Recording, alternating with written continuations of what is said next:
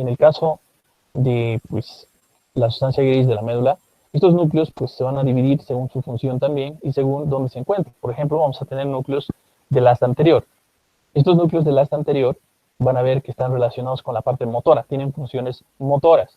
¿Por qué? Porque en su mayoría estos núcleos están compuestos por conjuntos de cuerpos neuronales de neuronas justamente alfa-motoneuronas o motoneuronas, como nosotros le llamamos. Dentro de ellos tenemos, por ejemplo, el núcleo llamado núcleo anteroexterno o anterolateral y el anterointerno, o también llamado anteromedial. Que pues esto por resúmenes, ustedes van a ver en su libro, aparece como lateral y medial simplemente. ¿No? Antes inclusive les llamaba miorhabdóticos. ¿Qué quiere decir esto? Está en relación con los músculos. ¿Por qué? Porque van a ver que los axones de estas neuronas que conforman estos núcleos van a terminar a nivel de uniones neuromusculares, es decir, a nivel de músculos esqueléticos.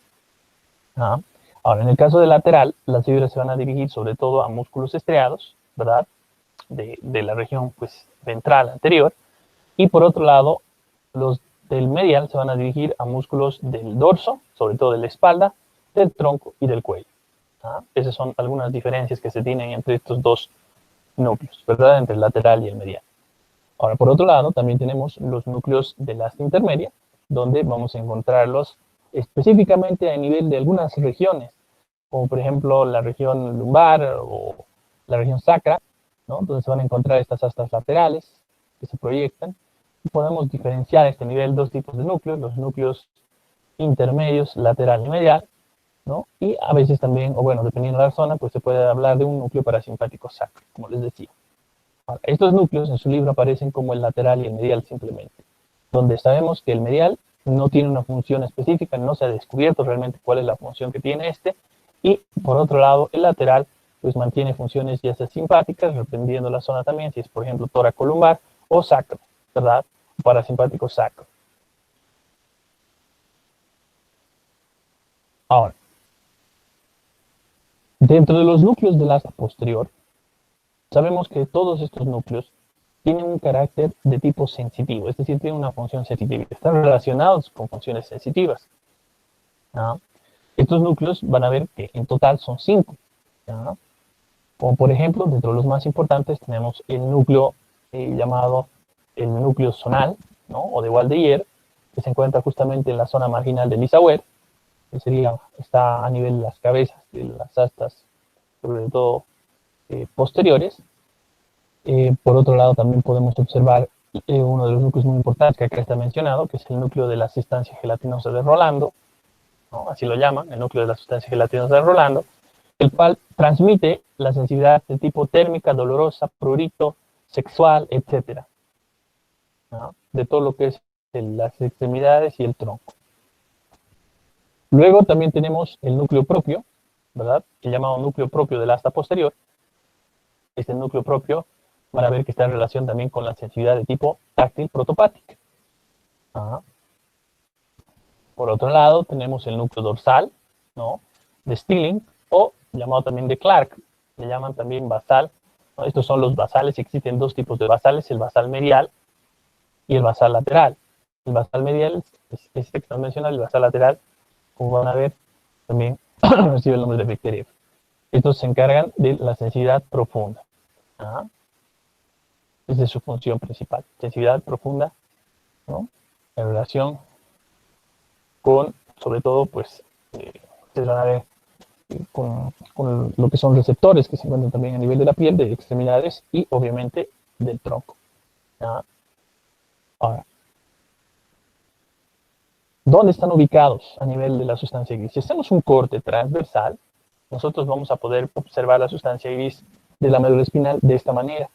Fíjense, acá tenemos la formación en forma de H, que hemos dicho, o astas o cuernos, ¿verdad? Donde podemos observar acá las astas anteriores y hacia atrás, acá, las astas posteriores.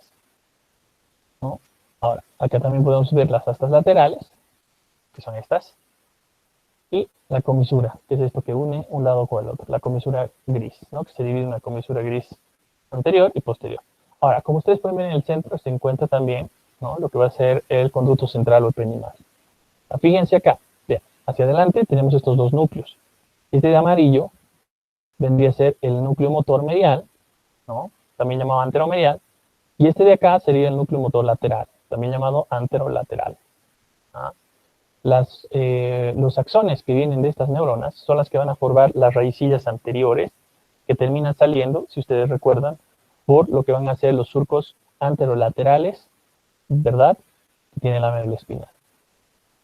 Por otro lado, perdón, por otro lado, acá tenemos, a nivel del asta lateral, tenemos dos núcleos también, ¿verdad?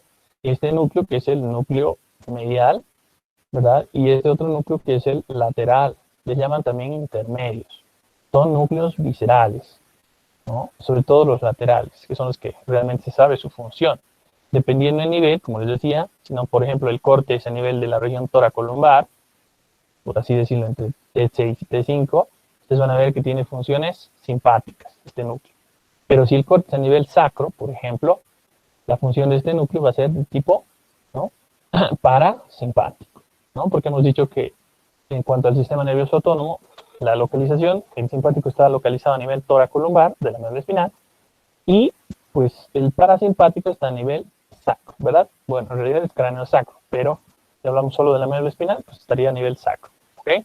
Cráneo, ya hemos dicho por qué, por los pares craneales que llevan información de tipo parasimpático, que ustedes ya los conocen, por ejemplo, el tercero, por ejemplo, el séptimo, el décimo, el noveno, ¿no? Bueno, luego, este de acá no tiene una función, ¿verdad? En realidad se desconoce la función de este núcleo, del medial, ¿ok? Si nos vamos más atrás, vamos a ver ya los núcleos sensitivos, que son estos de acá. Como pueden ver, a nivel de la base, tenemos los basales, por eso se llaman basales. Son dos.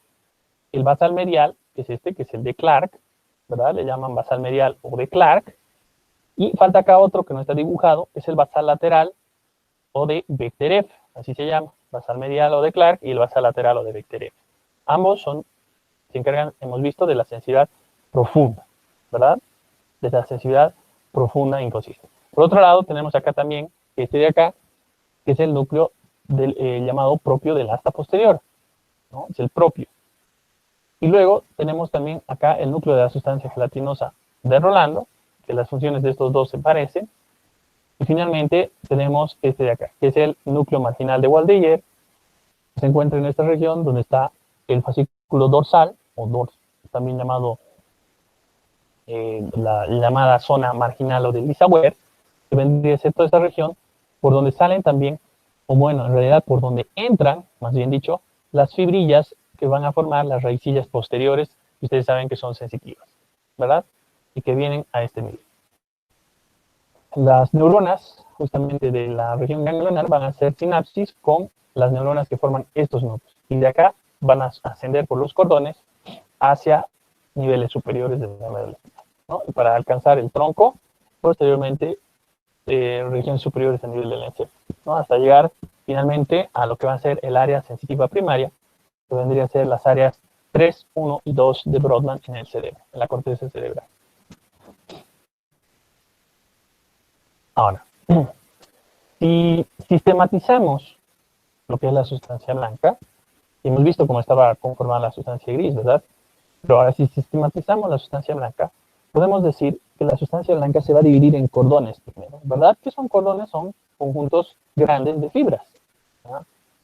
Entonces nosotros sabemos que existen tres cordones, el cordón anterior, el cordón lateral y el cordón posterior, ¿verdad? Ahora, estos cordones, a su vez, van a estar formados por haces, ¿no? ¿Qué es un haz? Es también un conjunto de fibras, solo que el cordón es un conjunto mayor de fibras, es decir, es un conjunto a su vez de haces o fascículos. ¿Ah? Vean cómo se va sistematizando la sustancia blanca. Ahora, para dividir y para clasificar estos haces, uno tiene que tener en cuenta primero si son ascendentes o si son descendentes. ¿A qué me refiero con esto? La mayor parte de los haces ascendentes los llaman aferentes. ¿Ah? Los haces descendentes les dicen eferentes. ¿Ah? ¿Qué quiere decir esto? Los aferentes van de abajo hacia arriba, ¿verdad? Por otro lado, los eferentes van de arriba hacia abajo. ¿Ok? Ahora, los haces también se pueden clasificar por su función, si son motores o si son sensitivos. ¿Ah? Ahora vean esto, la mayor parte de las vías descendentes son motoras, mientras que las vías ascendentes o aferentes son sensitivas. Luego estos haces se pueden clasificar también según la localización donde están, es decir, si son haces del cordón anterior, si son haces del cordón lateral o si son haces del cordón posterior. ¿Ah? Ahora, como ustedes van a ver, dentro de las vías descendentes o eferentes, tenemos las vías de la motilidad voluntaria e involuntaria. ¿Ah? ¿A qué me refiero? La parte voluntaria está representada principalmente por un haz, que es el haz piramidal o también llamado córtico espinal. ¿Ah? Van a ver que el nombre del haz les dice muchas veces el recorrido, el trayecto, es decir, de dónde a dónde va. Por ejemplo, hablemos de este haz, del haz piramidal o también llamado córtico espinal. ¿Por qué se llamará córtico espinal? Porque viene de la corteza, vean eso, de la corteza cerebral, por eso córtico. ¿Y dónde termina? En la médula espinal. ¿Ya? Córtico espinal, por eso el nombre. ¿Ya? Ahora, ¿por qué le llaman también piramidal? Porque van a ver que las fibras, ¿no?, vienen de unas neuronas que son las llamadas neuronas piramidales gigantes de von Betz. Por eso se llaman piramidales, ¿ya? Porque viene de estas neuronitas a nivel de la corteza motora del cerebro. Por eso le dicen haz piramidal también. ¿Ya? Pero no se olviden, es lo mismo haz piramidal que córtico espinal. Ahora, este haz piramidal se va a dividir en dos en la médula espinal por la localización. El haz piramidal directo y el haz piramidal cruzado. ¿Ah? ¿Por qué se llama así? El directo se llama porque las fibras van a descender por el mismo lado de donde han comenzado. Es decir, del lado derecho termina en el lado derecho de la médula espinal. Ahora, el cruzado, las fibras cruzan la línea media para terminar en el lado opuesto. Es decir, las que comenzaron del lado derecho van a terminar en el lado izquierdo de la médula espinal y viceversa. ¿Ah? Ahora, ¿cuál es más importante? El cruzado. ¿Por qué? Porque tiene una mayor cantidad de fibras. ¿Ah? El 90% de las fibras de este haz piramidal está yendo por el cruzado, que por cierto está localizado en el cordón lateral, mientras que el directo representa solo un 10% de las fibras y está yendo por el cordón anterior. ¿Ah? Ahora, ¿de qué se encarga? De la motilidad voluntaria. ¿Ah? Las fibras de este haz van a ser distribuidas, hacen sinapsis, por cierto, como motoneuronas y van a ser distribuidas en la musculatura esquelética voluntaria del cuerpo. ¿Okay? Por otro lado, tenemos las vías de la motilidad involuntaria, ¿no? Y acá entran los llamados haces extrapiramidales. ¿Qué quiere decir esto? Haces extrapiramidales. Extra quiere decir fuera de los piramidales. ¿Ya? Y ellos son la mayor parte de los haces que nosotros encontramos entre, sobre todo, el cordón anterior. Dentro de ellos, por ejemplo, tenemos el haz espinal, tenemos el rubro espinal. El rubro espinal, por cierto, está en el cordón lateral, pero también es un extrapiramidal. Luego tenemos también el olivo espinal y los vestíbulos espinales, lateral, medial. ¿Ok? Todos estos son vías extrapiramidales, es decir, involuntarias. ¿No? Se encargan del control involuntario. Muchas de las fibras de estos van a terminar pues, en usos neuromusculares, en pues, aparatos tendinosos de Golgi, ¿no?, que se encuentran a nivel de los ligamentos, de los tendones. Por otro lado, vamos a ver que el nombre, como les decía, ya les dice de dónde viene. Por ejemplo, el rubro espinal, rubro hace referencia a rojo. ¿Por qué? Porque viene del núcleo rojo, que es un núcleo extrapiramidal muy importante en el mesencéfalo. ¿Y dónde termina? En la médula espinal. Su nombre también ya les dice si es un haz ascendente o descendente. En este caso son descendentes porque vienen de abajo hacia arriba. Rubro espinal. ¿Dónde termina? En la médula espinal. ¿No? Lo mismo pasa con el tecto espinal. Tecto hace referencia a techo, que es una región muy importante en el mesencéfalo, la placa tectal, por ejemplo. ¿No? ¿Y dónde termina? Espinal, en la médula espinal. ¿No? Por eso es un haz descendente también. Luego, el olivo espinal. ¿De dónde viene? De los núcleos olivares, ¿verdad? Está a nivel del bulbo raquídeo. Espinal en la médula espinal. Y luego, vestíbulo espinal. De los núcleos vestibulares, también que se encuentran en el tronco, y termina en la médula espinal, ¿no? Vestíbulo espinal. Todos estos haces tienen en común que controlan la parte involuntaria de la motilidad. ¿Ya? Por eso son extrapiramidales. Ahora, en general, se puede decir que todas estas pasen parte de las llamadas vías motoras. ¿Ok? No se olviden de eso. ¿Ya? Ahora, por otro lado, les decía, tenemos las vías ascendentes o aferentes. ¿Ya? Estas están relacionadas con haces que llevan sensibilidad, ¿no? De todos los tipos que ustedes ya conocen. ¿Ya? Sensibilidad. Por ejemplo, dentro de estas vías tenemos los dos haces que forman el cordón posterior, que son el haz de Gold y el haz de Burdak. Vean eso, el cordón posterior solo tiene dos haces. ¿Ya? El haz de Gold y el haz de Burdak, que son haces muy importantes. ¿Por qué? Porque se encargan del control de la sensibilidad profunda, consciente y táctil profunda. ¿Ah? Esto es muy importante, ¿no? Muy importante. ¿No? Ahora, por otro lado, tenemos también, estos reciben también otros nombres, ¿no? Como por ejemplo, el haz de gol le llaman también grácil, ¿no? Grácilis o delgado. Eso quiere decir grácil. Grácil quiere decir delgado. Y por otro lado, el haz de burda que le dicen también cuneiforme o cuneatus. Ajá. ¿Por qué? Porque tiene forma de cuña. ¿Qué es una cuña? Es algo que se encaja, ¿verdad? Que se mete ahí entre dos partes. Es una cuña. Por eso el haz cuneiforme o cuneatus también le dicen esto. Ambos son muy importantes, como les decía, porque llevan la sensibilidad profunda consciente y táctil, ¿verdad? Esto es muy importante para, por ejemplo, calcular nuestros pasos. Para cuando nosotros caminamos, lo hacemos gracias a que no necesitamos de la vista para ver, ¿no? Generalmente calculamos cada paso que nosotros damos. Es por eso que cuando hay una destrucción del cordón posterior, se pierde estabilidad. ¿Y qué es lo que pasa? El paciente tiende a pues, bajar la mirada, ver sus pies y calcular cada paso que va a dar, ¿verdad? Es una marcha, la llaman esa marcha la marcha tabética. Esto ocurre ¿por qué? Porque generalmente hay una enfermedad que es la sífilis, ¿verdad? La neurosífilis que causa el tabes, le llaman, ¿no? El tabes dorsal. Esto causa una destrucción, un deterioro del cordón posterior de la médula espinal, lo que produce, como les he dicho, pues, se caracteriza justamente por ese tipo de marcha en el paciente, ¿no? Ustedes van a ver que el paciente tiene una marcha inestable, donde baja la cabeza para ver y para medir cada paso que él va a dar, ¿no? Ahora, por otro lado, tenemos también el haz espinocerebeloso dorsal o de Fleschig. ¿Ah? Este haz, como su nombre nos dice, el nombre también ya nos indica, por cierto, de dónde a dónde va, espinocerebeloso. ¿Qué quiere decir esto? Viene de la médula espinal, espino, y donde termina en el cerebro. Por eso es un haz ascendente, está yendo de abajo hacia arriba, ¿verdad? De la médula espinal hacia el cerebelo. Por eso espinocerebeloso, ¿no? Dorsal o de Fleschig. Existen dos haces espinocerebelosos. Uno que es el dorsal o de Fleschig, que también le dicen directo, y el otro que es el ventral o de Gowers, también llamado cruzado, ¿no? Por las fibras sobre todo. ¿Ah? Estos son haces que pertenecen, por cierto, al cordón lateral. ¿Ah? Ustedes van a ver que la mayor parte de los cordones sensitivos están ubicados en el cordón lateral y en el cordón posterior. Ahora, en el caso de estos dos espinocerebelosos, estos se encargan ambos de llevar la información de sensibilidad profunda inconsciente. ¿Ah? ¿Con quién?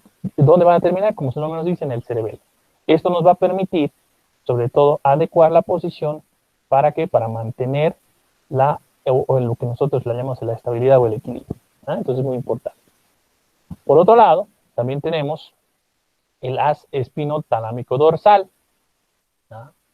Los espinotalámicos. Existen dos tipos de espinotalámicos. El dorsal, que también le llaman lateral, y el ventral, también llamado medial. El nombre ya les dice de dónde a dónde va. Espinotalámico. Nace de la médula espinal y termina en el tálamo, ¿verdad? En el tálamo. Por eso el nombre, espinotalámico. El dorsal se va a encargar de la sensibilidad, sobre todo, de la sensibilidad térmica y dolorosa, ¿verdad? Va a informar de la sensibilidad térmica y dolorosa del cuerpo y las extremidades. El ventral se va a encargar también de lo mismo, pero sobre todo de la sensibilidad protopática, ¿no? Del tacto grosero. ¿Ya? Existen dentro de la sensibilidad táctil epicrítica y protopática. La protopática es la llamada sensibilidad burda, grosera, que nos permite identificar, por ejemplo, cuando nosotros tocamos si el objeto es blando, es duro, esas características generales, ¿verdad? Mientras que la sensibilidad epicrítica, también llamada discriminativa, nos sirve para identificar el objeto con mayor detalle. Gracias a esto no vamos a necesitar ni siquiera de la vista para poder determinar de qué objeto se trata, ¿verdad? Con solo tocarlo, nosotros ya podemos discriminar y saber qué objeto es, ¿verdad? Por las características que nosotros hallemos al tocarlo, ¿no? Por ejemplo, una pelotita. Si tocamos una pelota, vamos a ver las características, la forma, y vamos a decir, esto es una pelota de goma, etc., ¿no? Por solo las características. Entonces, ahí vienen estos dos tipos de sensibilidad, la sensibilidad táctil protopática y la epicrítica. Ahora, en un esquema, ¿cómo podemos ver también los haces a nivel de los cordones? Como les he dicho, tenemos haces que forman el cordón anterior, que es este, Tenemos haces que forman el cordón lateral, que están viendo acá, y tenemos haces que forman el cordón posterior, que son estos de acá. Vean esto. Primero, a nivel del cordón anterior. ¿Qué haces vamos a tener en el cordón anterior?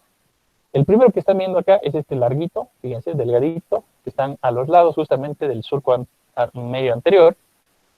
Estamos hablando del haz piramidal directo, o también llamado córtico espinal directo, ¿verdad? Que es este.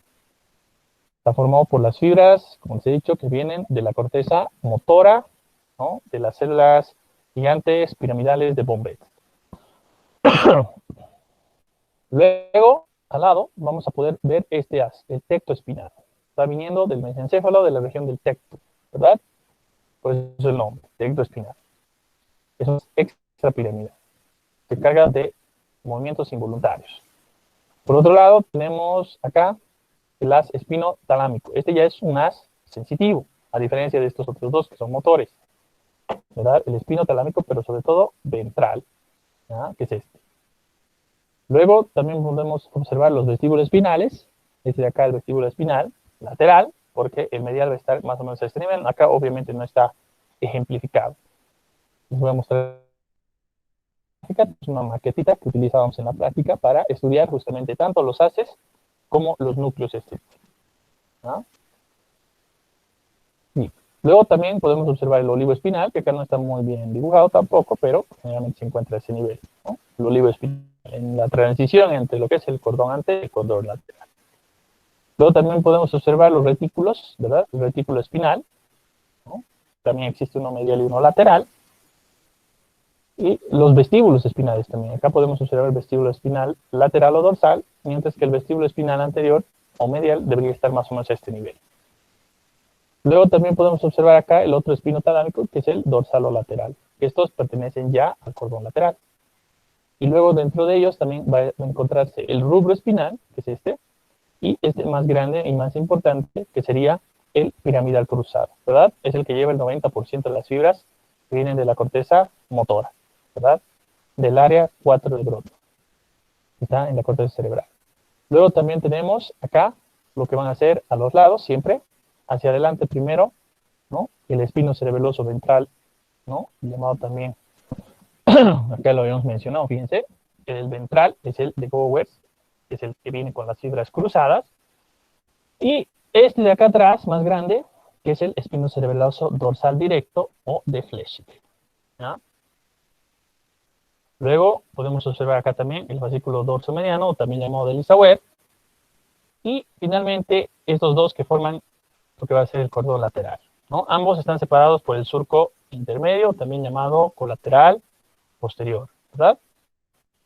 Serían los haces este de acá, que está a los lados justamente del surco medio posterior, que es el haz de Gol, también llamado grácil o delgado, y este otro que es el haz de Burdak, también llamado cuneiforme o cuneatus, ¿verdad? Que es este de acá. Ajá. Estos dos son los únicos que constituyen el cordón posterior.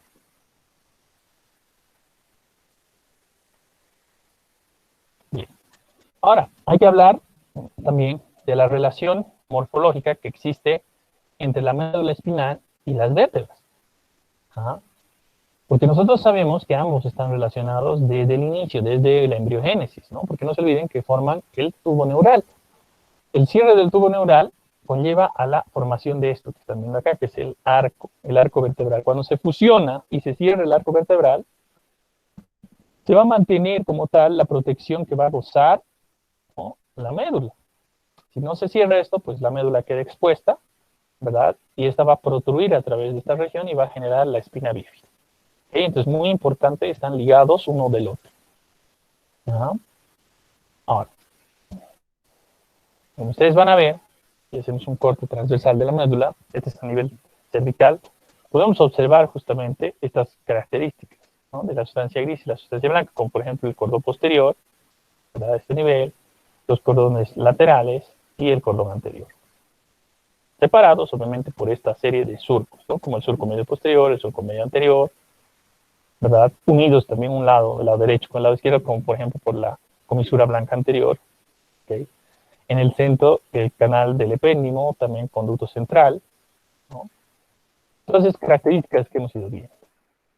Ahora, sabemos que Si hablamos de la topografía vértebro-radicular, existen distintos segmentos medulares, ¿no? Por ejemplo, los segmentos cervicales, sabemos que se encuentran de 1 a 4, sobre todo, del 1 al 4 se encuentra más o menos a la altura de su vértebra correspondiente. Del quinto al octavo se van a localizar una vértebra por encima, ¿verdad? Los torácicos, del 1 al sexto, se localizan una y media, ¿ven esto? Una y media vértebra por encima. Y de la séptima a la doceava se van a localizar 2 vértebras por encima. ¿Esto qué quiere decir? Que cuando emergen los nervios raquídeos, estos no están a nivel, la mayor parte, a nivel de su vértebra correspondiente. Por así decirlo, el nervio C12 no va a estar a la altura de la doceava vértebra torácica, ¿verdad? Sino que va a estar un nivel, o dos, en este caso, niveles por encima. ¿Ah? A eso se refiere. Las lumbares se van a encontrar a la altura de los cuerpos vertebrales de las dorsales décima y onceava, por ejemplo. Vean eso. Y las sacras y las coxillas se van a encontrar entre las vértebras doceava dorsal y la primera lumbar. Es por eso que es ese nivel donde termina la médula espinal, ustedes saben, entre el disco de L1 y L2. Y estas prolongaciones, que son parte de los últimos nervios que surgen, son los que forman finalmente la llamada cola de caballo o caudequín.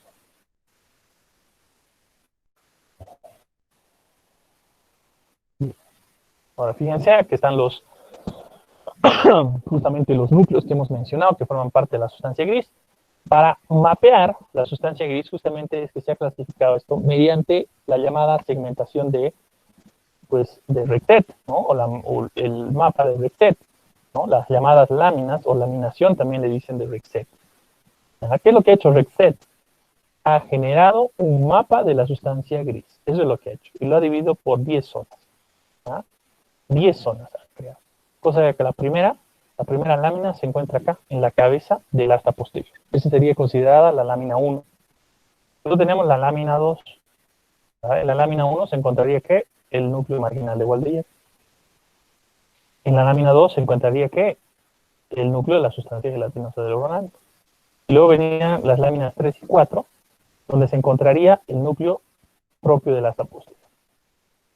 Luego ya viene el 5, ¿no? Que es una zona de transición, por así decirlo, donde existen neuronas o interneuronas. Y posteriormente tenemos 6, la lámina 6, donde se encuentra a nivel de la base los dos núcleos basales, el basal medial o de Clark y el basal lateral o de Bechdel. Luego tendríamos ya la zona 7 o la lámina 7, ¿no? Donde está en la región justamente la comisura gris, ¿no? La comisura gris. Y posteriormente también tendríamos el 8, ¿no? El 9 y el 10, que se encontraría justamente rodeando a lo que sería la región, o bueno, al revés, ¿no? Acá el 8, perdón, luego acá el 9 y acá el 10, que sería la zona que rodea al conducto central o epineural. Eso según la laminación de Rectet. Entonces, ¿qué encontramos en estas zonas? En la 9, por ejemplo, podemos encontrar lo que va a ser el núcleo anteromedial, en la 8 podemos encontrar el anterolateral y en la 10 esta región periependimal, ¿no? Que es la que rodea justamente el conducto central. Para eso se ha creado la laminación de Rectet. Ahora, si hablamos de el asta anterior o ventral, esta se caracteriza porque va a presentar dos tipos de células, sobre todo las alfa y las gamma motoneuronas, que llegan también sus inhibidoras, ¿verdad? Como he dicho, que son las células de Renshaw. ¿Qué función tiene? Tiene función motora, ¿verdad? Las células nerviosas se dividen también en 3 núcleos, el anterointerno, el anteroexterno y lateral. Pero eso según la vieja bibliografía. Actualmente solo nos dice de un lateral y un medial. Luego tenemos también, vamos a ver que a nivel del asta posterior, acá le falta, ¿no? Nos ha borrado.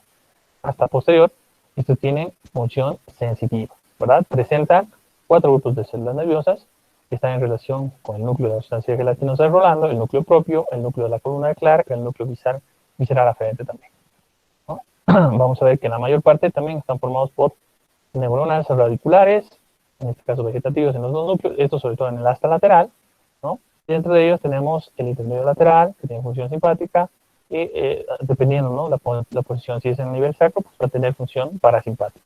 ¿Ok? El medial se desconoce su función realmente.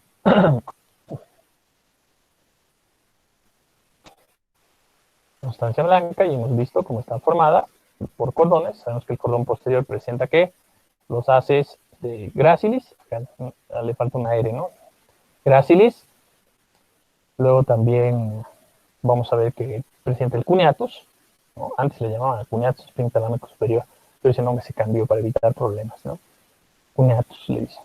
Luego el cordón lateral, que presenta varios haces, ¿no? De entre los ascendentes, por ejemplo, está el espino cerebeloso dorsal, el directo, el cruzado, también tenemos dorsal y ventral, el espino talámico lateral o dorsal, el espino rectal, el espino reticular. Y dentro de los descendentes tenemos, por ejemplo, el córtico espinal cruzado, el rubro espinal, el retículo espinal lateral, el olivo, ¿no? Que es olivo, no es olobo, ¿no? Olivo, que es una I. El olivo espinal y también fibras autónomas descendentes.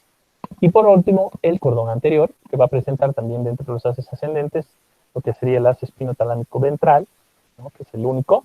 Y los descendentes hay varios, ¿no? Como el córtico espinal anterior, también llamado piramidal directo, el vestíbulo espinal medial y lateral, el tecto espinal y los retículos espinales también, ¿no? Sobre todo el ventral, como hemos visto.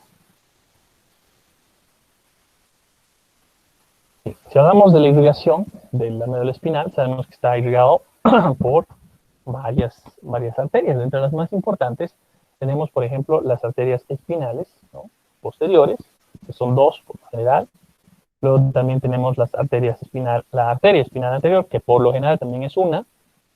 En raros casos vamos a ver algunas variantes anatómicas donde van a ser dos arterias espinales anteriores. Por lo general es una, ¿verdad? Ambas, por cierto, ramas de lo que van a ser las arterias vertebrales, ¿no? Que a su vez vienen de, ustedes saben, de la arteria subclaviana. Luego tenemos las arterias espinales segmentarias, ¿no? Que son pequeñas arterias. Y finalmente las arterias nutricias también adicionales, ¿no? Que son arterias también pequeñas, muchas veces ramas de las arterias radiculares. Acá tenemos un esquema y fíjense cómo cada una de estas arterias va a irrigar distintas zonas de la médula espinal. Esto explica, ¿no? Por qué, por ejemplo, un infarto medular a nivel de lo que es la región, por ejemplo, de la arteria espinal anterior, que es esta, podría causar daños a nivel de la región anterior, a nivel de la región motora. Entonces, obviamente se presentarían problemas a nivel de la motricidad del paciente, ¿verdad? O porque un daño, por ejemplo, a nivel de la arteria espinal posterior causaría problemas en la región posterior, es decir, en el cordón posterior y también en el asa posterior, ocasionando problemas sensitivos, ¿verdad? Sobre todo en el paciente. Pues fíjense, acá está la distribución, vean cómo las ramas de la arteria espinal anterior, por ejemplo, la arteria mediana anterior, que está yendo dentro del surco, ¿no? Del surco medio anterior, va a irrigar todo lo que es, por ejemplo, el cordón anterior y también el asta anterior. Es decir, va a irrigar a los núcleos motores de esta región.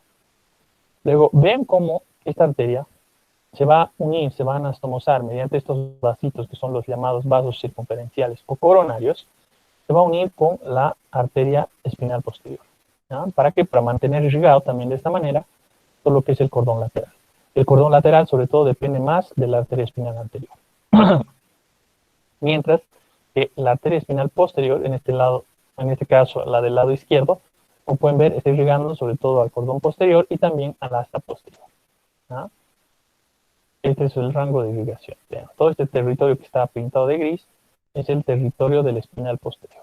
¿Ya? Y todo lo que está de blanco sería el territorio de la arteria espinal anterior. ¿Ya? Bien, antes de terminar con el tema, hay que hablar también de lo que son los reflejos. Perdón, disculpen un momentito. ¿Me están siguiendo todos? ¿Estamos atentos? Bien, perfecto. Voy a hacer un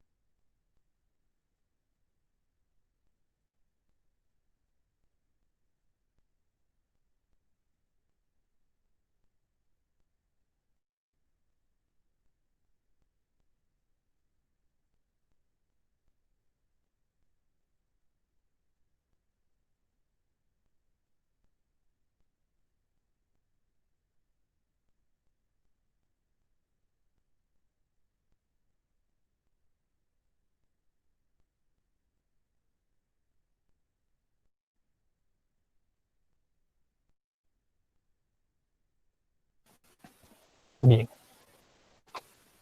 los que me están siguiendo, no sé si pueden ver en su libro, en la última parte tenemos porque no tenemos diapositiva, ¿verdad? Para esto, pero por favor me gustaría que me sigan con las imágenes de su libro, donde habla un poco de los reflejos, ¿verdad? De los reflejos. ¿Qué son los reflejos? Pues vendría a ser la unidad funcional con la que pues, se desempeña el sistema nervioso en general y sobre todo la médula espinal, ¿no? Pues los reflejos, como ustedes van a ver, están formando parte y es así como funciona realmente mediante la sumatoria de estos reflejos, tanto la parte somática como la parte visceral, ¿no? Sin ir muy lejos, vean la marcha, la devolución, todo esto son reflejos, ¿verdad? Todos son reflejos. Nosotros funcionamos mediante reflejos. En los reflejos se cumple también lo que les decía en la anterior clase de una de las leyes más importantes que tiene la física, ¿verdad? De toda acción genera una reacción, ¿verdad? Se cumple eso también a nivel de los reflejos. Y es así como funciona el sistema nervioso, ¿no? Sobre todo central, mediante reflejos. Ajá. Ahora, estos reflejos, como ustedes saben, tienen partes, ¿verdad? ¿Qué partes? Primero, vamos a ver que tiene que haber siempre, primero, un receptor, ¿verdad? ¿Cuáles son los elementos que tiene que tener un reflejo como tal? Primero tiene que haber un receptor, ¿no? Un receptor sensitivo, que es el que va a captar el estímulo. Este está asociado con qué? Con una neurona sensible, ¿verdad? Que va a llevar el impulso a la médula espinal. Luego tiene que haber un centro integrador, que en este caso va a ser la médula espinal. Puede ser también el cerebro, ¿no? Un centro integrador, pero por lo general es la médula espinal. Luego también tiene que haber que una neurona motora, que es la que va a llevar la respuesta, ¿no? Y tiene que haber también un efector, que en este caso puede ser una glándula.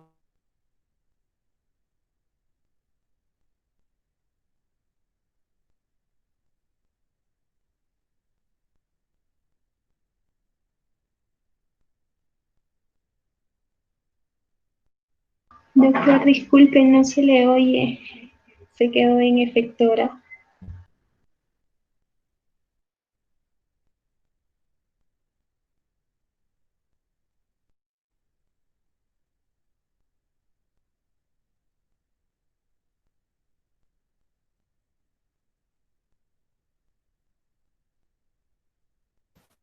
Y evita el daño, ¿verdad? De esta manera se va a evitar, ¿no? Se desconectó. Doctor, disculpe, Se desconectó.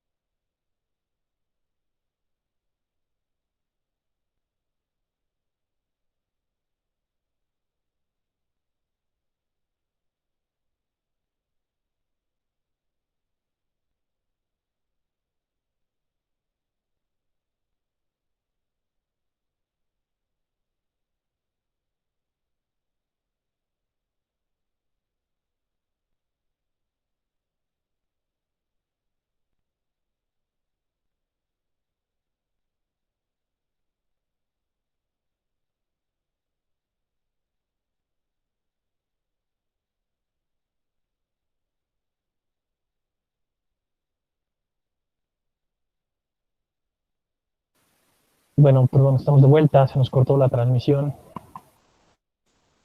Como les decía, estamos hablando un poco de los arcos reflejos, ¿verdad? Y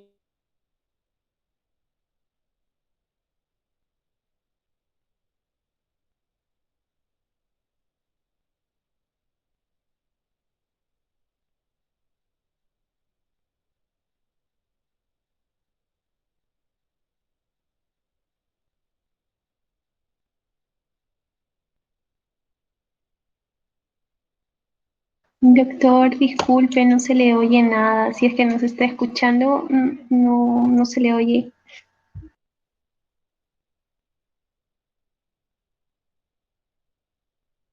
¿Alguien puede mandar un mensaje al doctor? Porque a veces pasa esto. En el anterior semestre en que pasó, el doctor estaba dictando la clase y se pasó toda la clase dictando y al final recién se da cuenta que estuvo dando clases y nadie estaba poniendo atención.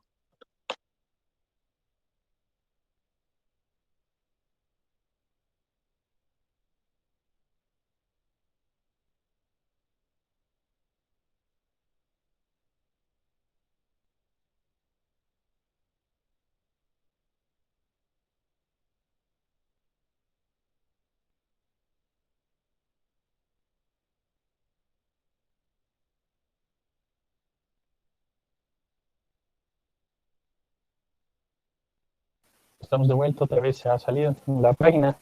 Está pasando por algunos problemas que nos está botando del sistema, ¿no? No sé si es por cuestiones de la saturación o es por cuestión del internet, ¿no?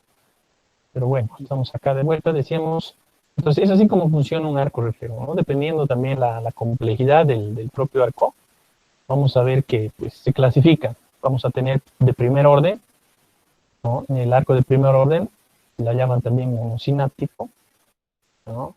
Doctor, disculpe que le interrumpa. Sí, Se cortó a partir de cuando usted nos estaba mencionando que los reflejos, para que funcione adecuadamente, tiene que haber un centro y neuronas motoras. Y luego mencionó, después de lo que siguió mencionando, ya se le cortó y no se logró escuchar lo demás. No sé si podría ok, repetir, por favor, esa parte. claro, claro que sí. Como les decía, siempre tiene que haber primero un receptor, ¿no? Que generalmente está en la piel, una neurona sensitiva, un centro integrador, que ya hemos dicho que va a ser la médula espinal, una neurona motora y finalmente un efector, ¿no? En este caso el efector va a ser el músculo, ¿ah? El músculo. Puede ser también una glándula, ¿no? No se olviden, porque existen reflejos somáticos y reflejos viscerales. ¿Ok? Eso hay que tener muy en cuenta. Bien, ahora, por otro lado, les decía que varían. Tenemos distintos tipos de arcos reflejos, dependiendo la complejidad de los mismos. Por ejemplo, tenemos el llamado reflejo monotático simple, también conocido como monosináptico. En este solo van a haber dos neuronas, ¿verdad? Dos neuronas que se unen en una sola sinapsis, por eso se llama así. ¿Ah? Este ejemplo claro, pues acá tenemos, por ejemplo, el reflejo patelar o rotuliano. ¿Cómo se explica esto? ¿Dónde se encuentra el receptor? En el tendón rotuliano, ¿verdad? En el tendón rotuliano. Ahí se va a encontrar el receptor. Cuando nosotros percutimos, golpeamos el tendón rotuliano, que por cierto se encuentra justo por debajo de la rótula, ¿verdad? Entre la rótula y la tuberosidad de la tibia, ahí es donde hay que golpear. Esto va a producir inmediatamente un reflejo de contracción de los músculos del cuádriceps, una posterior extensión de la pierna, ¿verdad? Ese es el reflejo rotuliano. Entonces, ¿dónde estaría el receptor? Está ahí, en el tendón rotuliano, ¿verdad? Por otro lado, el centro integrador, ¿dónde estaría? En los niveles 2, 3 y 4 de la región lumbar de la médula, ¿verdad? Es decir, en la médula espinal.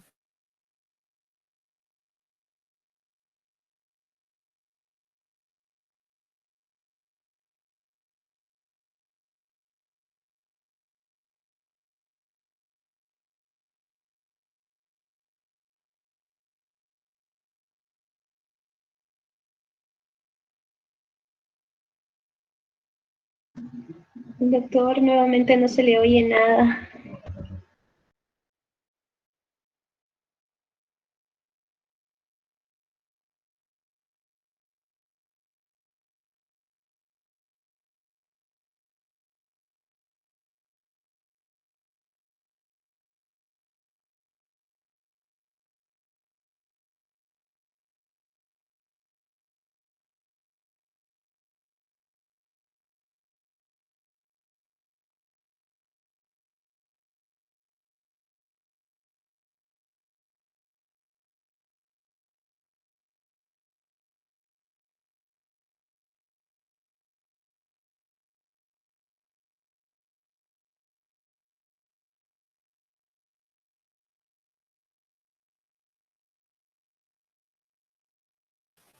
Bien, no sé si ahora me escuchan mejor.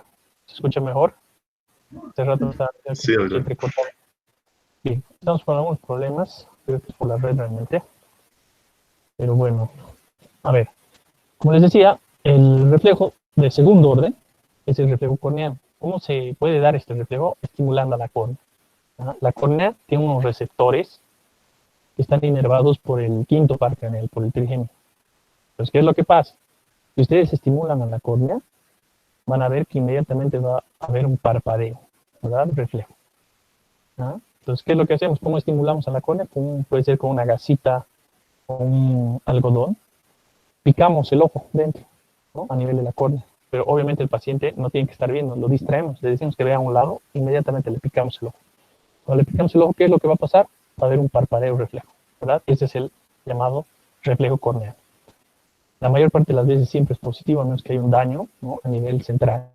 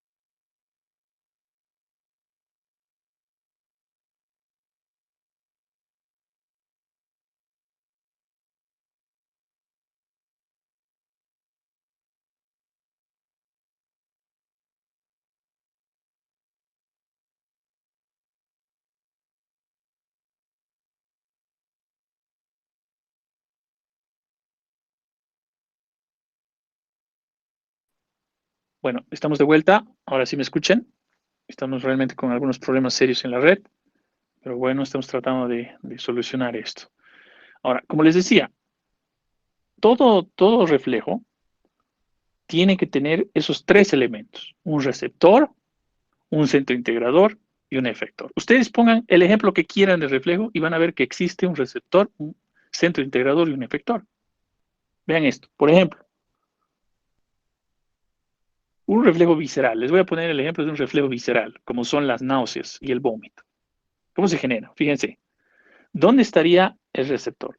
El receptor estaría en la parte olfativa, podría ser también la parte visual, los receptores visuales, o del gusto. Todos esos receptores captan, ¿no?, distintos sabores que pueden inducir a las náuseas y el vómito, o partículas olorosas que pueden inducir y producir también el vómito, o algunas imágenes que muchas veces resultan perturbadoras y pueden inducir también este reflejo visceral, ¿no? Entonces ahí estaría el receptor. El centro integrador, ¿dónde se daría? Se daría a nivel del encéfalo, ¿no? En el área del gatillo se llama, es una región muy importante, el área postrema, le dicen, que genera el vómito. Y el efector, ¿dónde se daría? En los músculos de la faringe, del cuello, que cuando se contraen van a producir esa sensación que es la arcada o pueden llevar inclusive al vómito, ¿no? Esto se produce también a nivel del esófago, ¿verdad? El efector también estaría en los músculos del esófago, ¿ah? Que van a producir el vómito. Entonces, todos estos son reflejos, ¿verdad? Así funciona nuestro organismo mediante reflejos, ¿ah? Es por eso que cuando nosotros queremos evaluar la parte neurológica, por ejemplo, de la médula espinal, sí o sí tenemos que buscar reflejos, ¿ah? A su paciente no pueden olvidarse hacerle el reflejo patelar rotuliano si es que ha tenido un trauma, un accidente automovilístico, donde ustedes pueden, pues, donde ustedes piensen que hay un compromiso de la médula espinal. Tienen que hacerle sí o sí. Si el paciente presenta, pues, hiporreflexia o hiperreflexia, esto nos va a indicar que hay algún daño, algún problema a nivel de la médula espinal, ¿no? Y sobre todo de esos niveles que he mencionado, los niveles L2, L3, L4, ¿no? Que son donde realmente están en relación, por ejemplo, con el reflejo rotuliano, con el reflejo patelar. Si el paciente obviamente no presenta reflejos, esto es un signo de alarma, ¿no? Pero ojo, hay que también hacerlo bien, ¿no? Porque a veces uno está percutiendo, percute a nivel de la región de la rótula, le está dando a la rótula y no le está dando al tendón, y obviamente esto no va a producir que se dé este reflejo, ¿no? Entonces hay que hacerlo bien también. Bien. Luego, aparte de estos reflejos, tenemos el reflejo también de cuarto orden, también llamado de flexión, ¿ah? De flexión y retirada. En este reflejo, pues, es el ejemplo clásico que les he puesto, ¿verdad? Ustedes, por ejemplo, van caminando por la calle, pisan un clavo, ¿qué es lo que va a pasar inmediatamente? Va a haber una flexión de retirada, ¿verdad? Flexión de retirada del miembro afectado para que ya no sufra el daño. Pero a su vez se va a integrar con el reflejo de quinto orden, que es el reflejo de extensión cruzada. Esto va a evitar que ustedes pierdan el equilibrio y caigan, porque inmediatamente van a poner el otro pie para evitar la caída. ¿Se entiende? Así funcionan estos dos reflejos, el de flexión y retirada y de extensión cruzada. Otro ejemplo clásico del de extensión cruzada es cuando ustedes, por ejemplo, se tropiezan y para evitar que caigan de cara, que su cara golpee el piso, ¿qué es lo que ponen? Las manos directamente. Ese también es un reflejo, ¿verdad? Es un reflejo. Todos estos son reflejos. Ustedes sabían que los reflejos se pueden incrementar, se desarrollan, y es lo que hacen pues muchas personas que trabajan con esto, ¿verdad? Los boxeadores, los futbolistas, los arqueros sobre todo, ¿verdad? Trabajan los reflejos, aumentan los reflejos, ¿no? Porque ustedes saben que un reflejo nos puede salvar la vida muchas veces, ¿no? Nos sirve para esquivar, por ejemplo, ¿no? Un golpe, etcétera. En un accidente automovilístico, cuando se activan rápido, pues pueden salvar la vida al paciente, ¿no? Por ejemplo, si viene un auto, inmediatamente la persona se da cuenta, se quita, ¿no? Salta, se bota a un lado. Es un reflejo también. Son parte de la conservación natural del individuo, los reflejos. Si nosotros no tuviéramos reflejos, pues estaríamos complicados, ¿verdad? Primero, no sabíamos lo que nos está haciendo daño, ¿no? No actuaríamos ante ese daño, ¿no? Tanto por los reflejos somáticos como por los reflejos viscerales. Por ejemplo, dentro de los reflejos viscerales, cuando una comida está dañada, ¿no? ¿Qué es lo que pasa? Y generalmente viene el vómito, ¿no? Muchas veces. ¿Por qué? Porque esto nos indica que hay algo malo, ¿verdad? Que le va a hacer mal a nuestro cuerpo, a nuestro organismo. Entonces, es así como funcionan tanto los reflejos somáticos como los reflejos viscerales, ¿verdad? De esa manera, ¿no?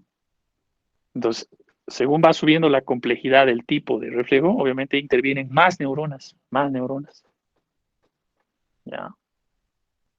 Bien, entonces, ahí tenemos. Así también funciona la médula espinal, mediante los arcos reflejos. Los arcos reflejos, y ustedes van a ver, se forman también por sumatoria, ¿no? Y generan todos estos reflejos más complejos.